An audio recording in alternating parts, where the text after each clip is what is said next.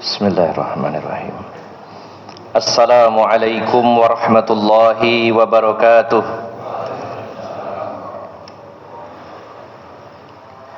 Alhamdulillahi hamdan katsiran tayyiban mubarakan fih, kama yuhibbu rabbuna tabaraka wa ta'ala wa yarda. Wa ashhadu an la ilaha illallah wahdahu la syarika lah. Wa ashhadu anna Muhammadan abduhu wa rasuluhu la nabiyya ba'dah. Sallallahu alaihi wa ala alihi wa ashabihi wa tabi'in wa tabi'it tabi'in wa man tabi'ahum bi ihsanin ila yaumiddin. Ya ayyuhalladzina amanu taqullaha haqqa tuqatih wa la tamutunna illa wa antum muslimun, amma ba'd.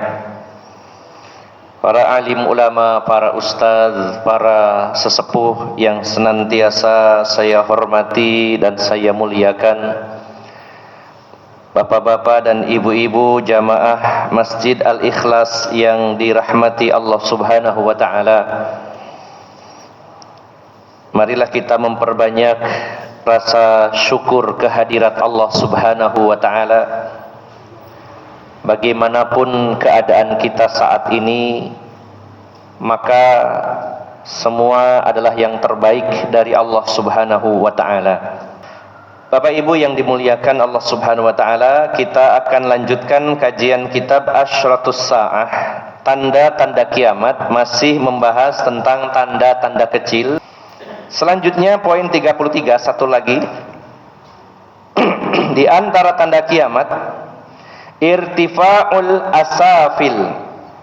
Wa min asyratiha irtifa'i asafilin nas an khiyarihim wasti'tharihim bil umuri dunahum, fayakunu amrun nas biyadi sufahaihim wa aradilihim wa man la khaira fihim, wa hadha minal inikas al-haqa'iq wa taghayyuril ahwal, wa hada amrun musyahadun fi hada zaman. Fatara anna katsiran min ru'usin nas wa ahlul aqd wal hal hum aqallun nas salahan wa ilman, ma'a anna al-wajib an yakuna ahlud din wat taqwa humul muqaddamuna ala ghairihim fi tawalli umurin nas.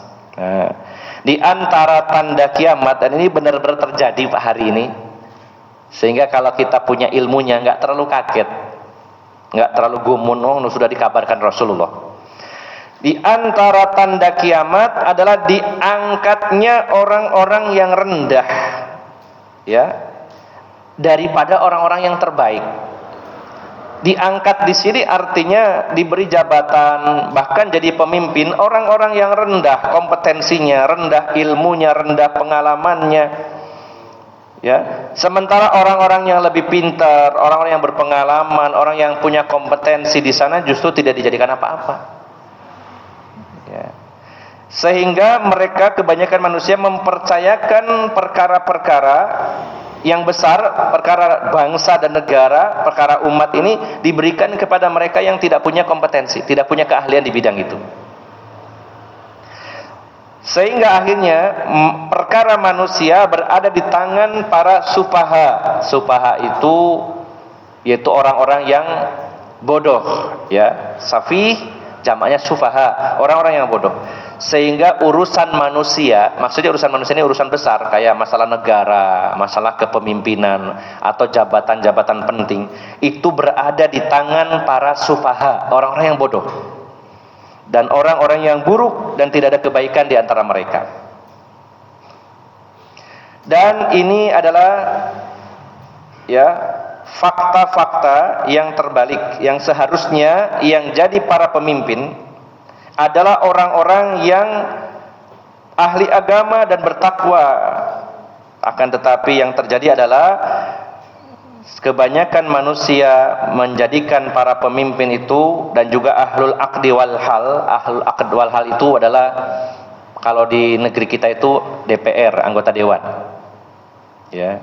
Karena kalau dulu dalam memilih pemimpin, ketika memilih pemimpin, kita tahu sejarah Bani Israel, ya, para raja-raja Bani Israel yang dari keturunan Yehuda itu dipilih oleh para nabi keturunan dari Lewi.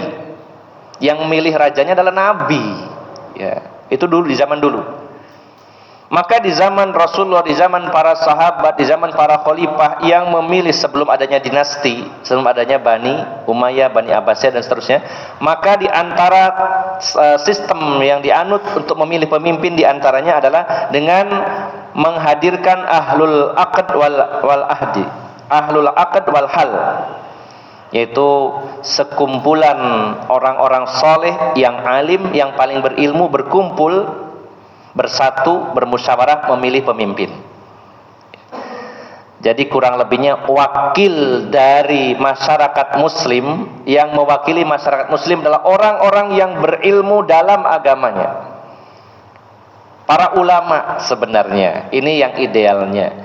Jadi idealnya para anggota dewan, DPR, MPR itu adalah harusnya orang-orang yang tersolih di negeri ini, orang yang paling baik, yang mewakili rakyat Indonesia. Tapi faktanya apa seperti itu, Pak?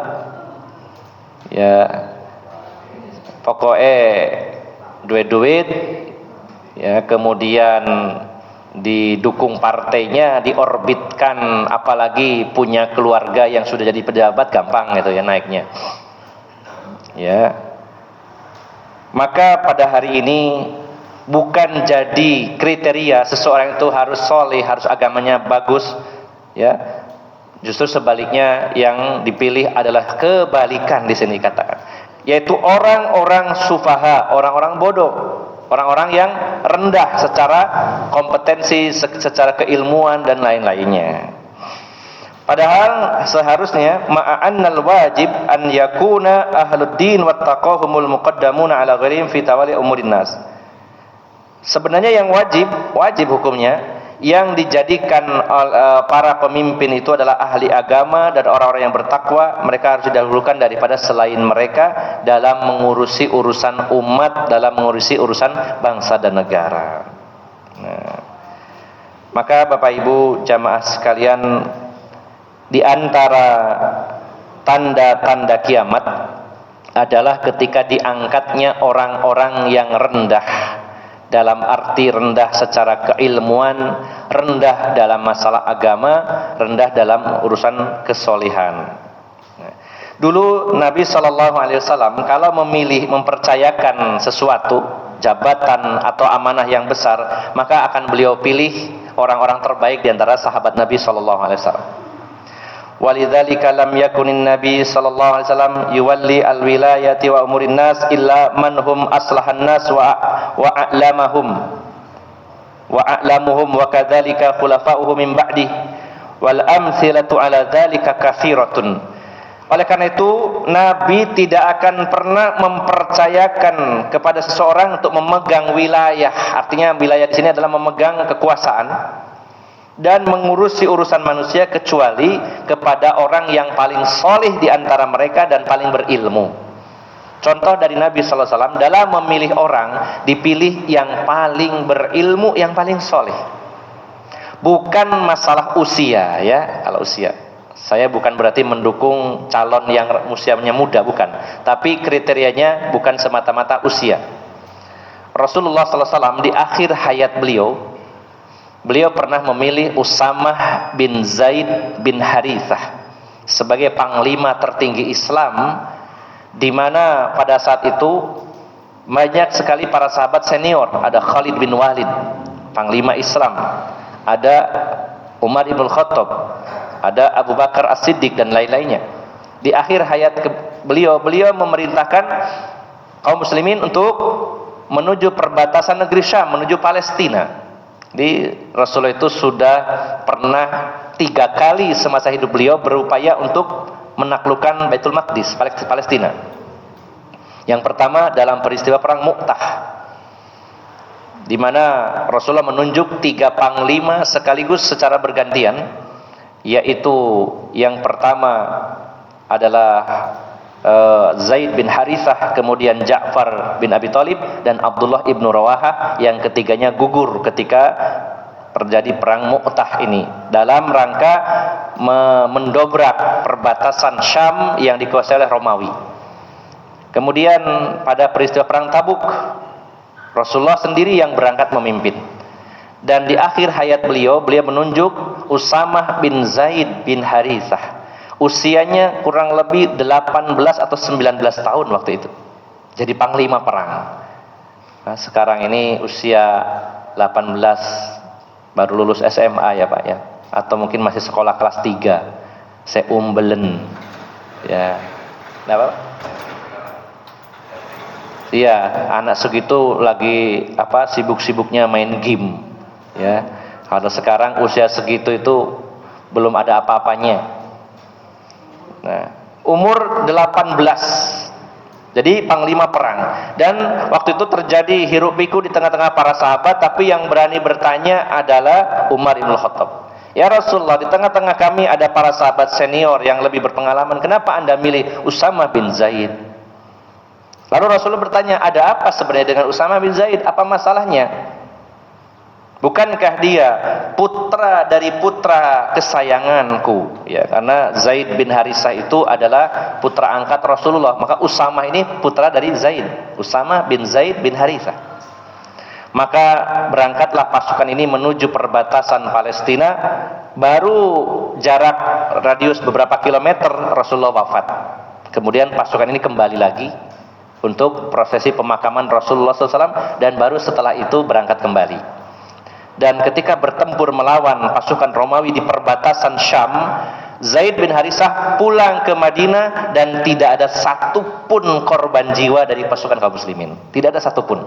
Sementara di pihak mereka banyak berjatuhan korban, dari pasukan Islam tidak ada satupun yang meninggal dunia pada peristiwa perang tersebut.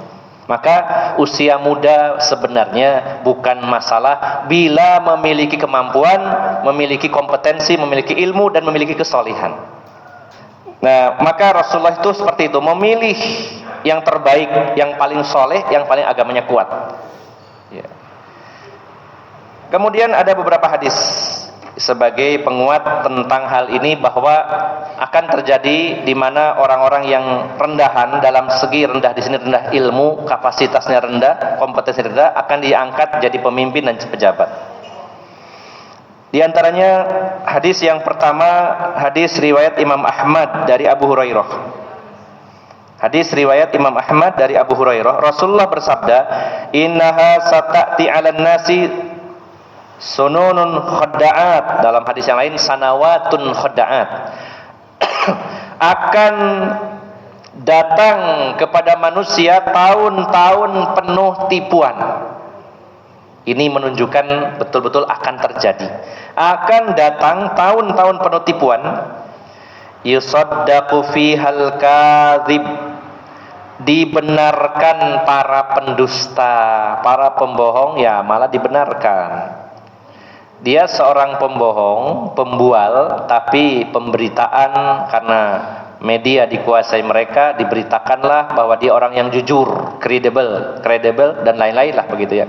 Pemberitaan yang terus-menerus akan menyebabkan image di tengah-tengah masyarakat berubah, yang tadinya tidak percaya jadi percaya. Ya.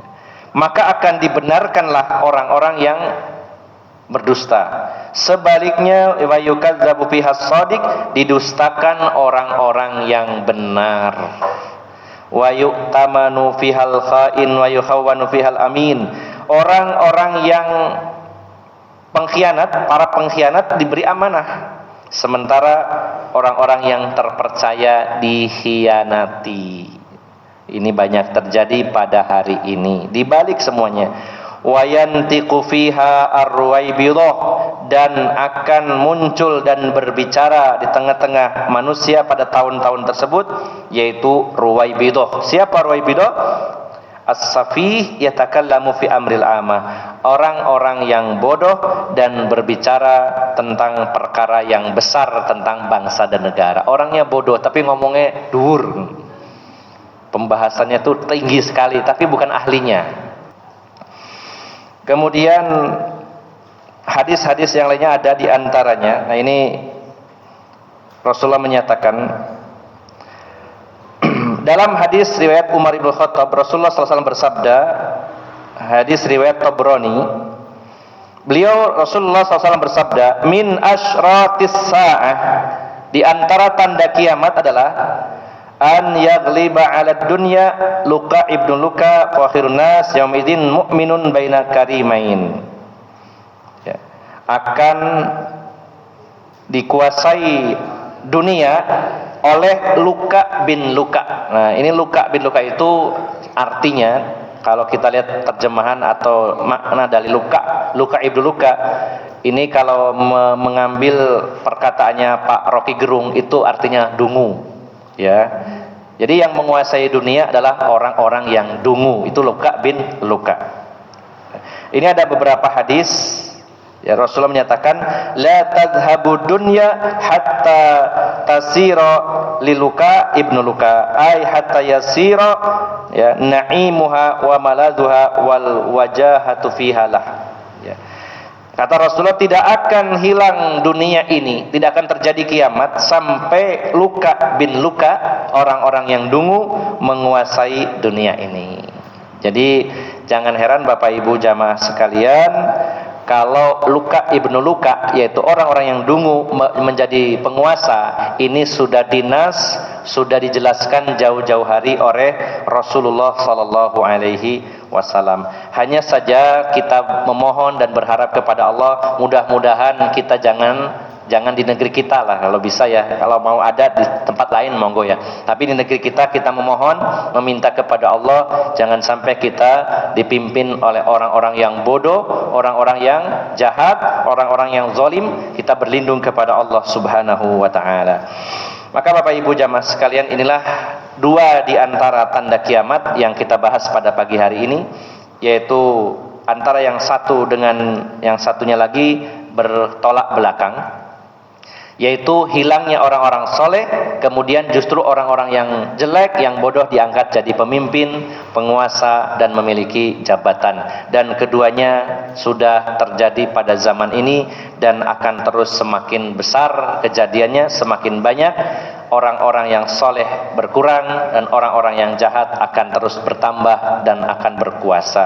Kita berlindung kepada Allah Subhanahu wa taala dari segala malapetaka dengan diangkatnya orang-orang yang soleh dan diangkatnya ilmu, dan kita berlindung kepada Allah dari pemimpin-pemimpin yang bodoh dan pemimpin-pemimpin yang jahat. Semoga negeri kita diberi anugerah pemimpin yang salih dan negeri kita dijadikan negeri yang baldatun thayyibatun wa rabbun ghafur, negeri yang aman, sentosa, dan mendapat ampunan dari Allah Subhanahu wa taala. Demikian, semoga bermanfaat. Mohon maaf atas segala kekurangan. Billahi taufiq wal hidayah. Wassalamualaikum warahmatullahi wabarakatuh.